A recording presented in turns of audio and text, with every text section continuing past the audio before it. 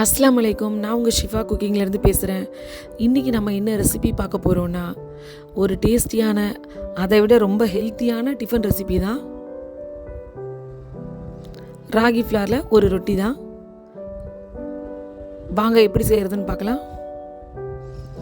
இங்கே ஒரு பவுலில் 1 கப் ராகி மாவு எடுத்திருக்கேன். அதில் 2 பெரிய வெங்காயத்தை பொடியாக கட் பண்ணி சேர்த்துக்கிறேன்.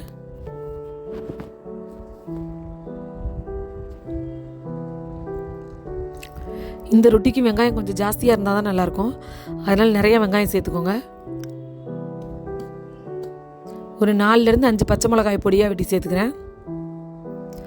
உங்களுக்கு காரம் அதிகமாக இருக்குன்னு தோணுச்சுன்னா பச்சை மிளகாய் கொஞ்சம் கம்மியாக சேர்த்துக்கோங்க. 1 ஸ்பூன் ஜீரகம் சேர்த்துருக்கேன்.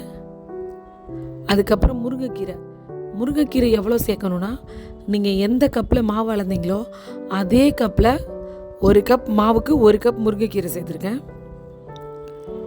இப்போ இது எல்லாத்துக்கும் தேவையான அளவு உப்பு சேர்த்துட்டு இது எல்லாத்தையும் நல்லா மிக்ஸ் பண்ணி விட்டுருங்க. நம்மளோட கீரை, பச்சை மிளகா, உப்பு எல்லாமே நல்லா மிக்ஸ் ஆகணும்.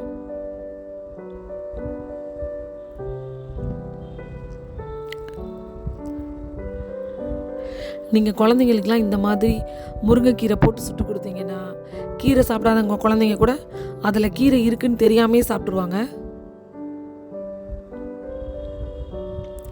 இப்போ நல்லா மிக்ஸ் ஆகிடுச்சு.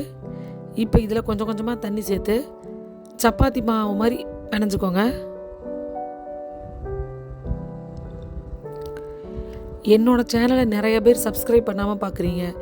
என்னோடய சேனலை நீங்கள் சப்ஸ்கிரைப் பண்ணாதான் நான் போடுற புது புது வீடியோஸ், இந்த மாதிரி வித்தியாசமான நல்ல நல்ல ரெசிபீஸ்லாம் உங்களுக்கு நோட்டிஃபிகேஷனில் வரும்.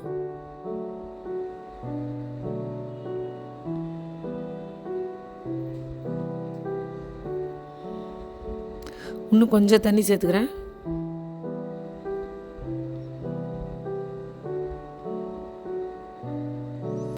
அவ்வளோதான், இது கரெக்டாக இருக்கும். இதுக்கு மேலே தண்ணி சேர்க்கக்கூடாது.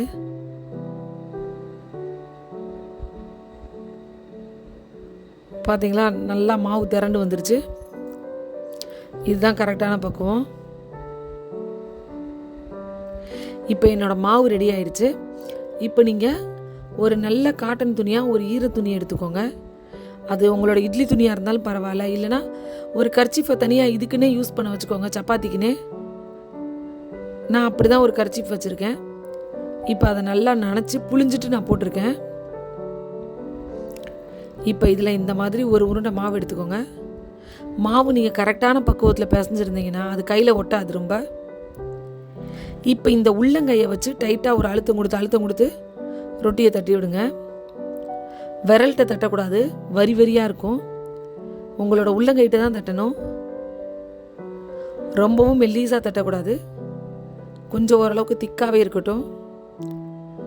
பாருங்கள், அவ்வளோதான் தட்டிட்டேன்.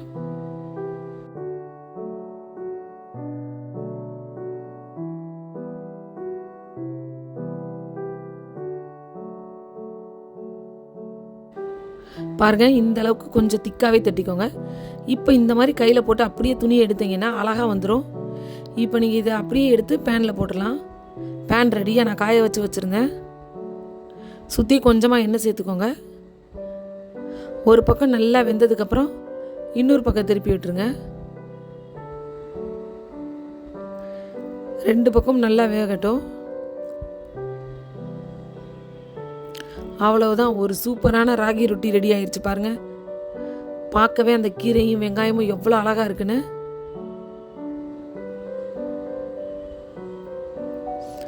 உங்களுக்கு இந்த மாதிரி தட்ட வராதுன்னா இந்த மாதிரி உருண்டையாக எடுத்துக்கிட்டு கையில் கொஞ்சம் நல்லா எண்ணெயை தடவிட்டு இந்த மாதிரி அதை மேலே நல்லா எண்ணெய் இந்த மாதிரி அப்ளை பண்ணி விட்டுட்டு திரும்பவும் அந்த எண்ணெயோடு அப்படியே அந்த உள்ளங்கையை வச்சு 2 அழுத்துனீங்கன்னா ரொட்டி பெருசாயிரும். இப்போ அந்த எண்ணெய் கையவே வச்சு அது மேலேயே உங்கள் ரொட்டியை வச்சு அப்படியே துணியை எடுத்துருங்க. பாருங்கள், அழகாக வந்துடும். நீங்கள் இந்த மாதிரி கூட ட்ரை பண்ணி பார்க்கலாம். நீங்களும் இதே மாதிரி உங்கள் வீட்டில் ட்ரை பண்ணி பாருங்கள். ட்ரை பண்ணி பார்த்துட்டு எப்படி இருந்துச்சுன்னு எனக்கு சொல்லுங்கள். இந்த ரொட்டிக்கு சைட் டிஷ்லாம் எதுவுமே தேவையில்லை.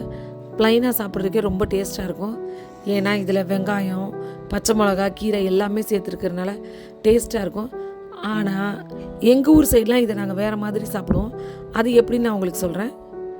இந்த ரொட்டியை சின்ன சின்னதாக கட் பண்ணி பிச்சு போட்டு அது மேலே கொஞ்சம் நாட்டு சர்க்கரையை சேர்த்து அது மேலே கொஞ்சம் நல்லெண்ணெயை ஊற்றி அதை எடுத்து சாப்பிட்டா சூப்பராக இருக்கும். நீங்கள் உங்கள் வீட்டில் இதே மாதிரி ரொட்டி செஞ்சீங்கன்னா நீங்கள் இந்த மாதிரி ட்ரை பண்ணி பாருங்கள், கண்டிப்பாக நல்லாயிருக்கும். என்னோட இந்த ரெசிபி உங்களுக்கு பிடிச்சிருந்துச்சுன்னா என்னோட சேனலை லைக் பண்ணுங்கள், ஷேர் பண்ணுங்கள், சப்ஸ்கிரைப் பண்ணுங்கள். மறந்துடாமல் பெல் ஐக்கானை கிளிக் பண்ணுங்கள். சூப்பர். சப்ஸ்கிரைப் பண்ணுங்க. தேங்க்யூ.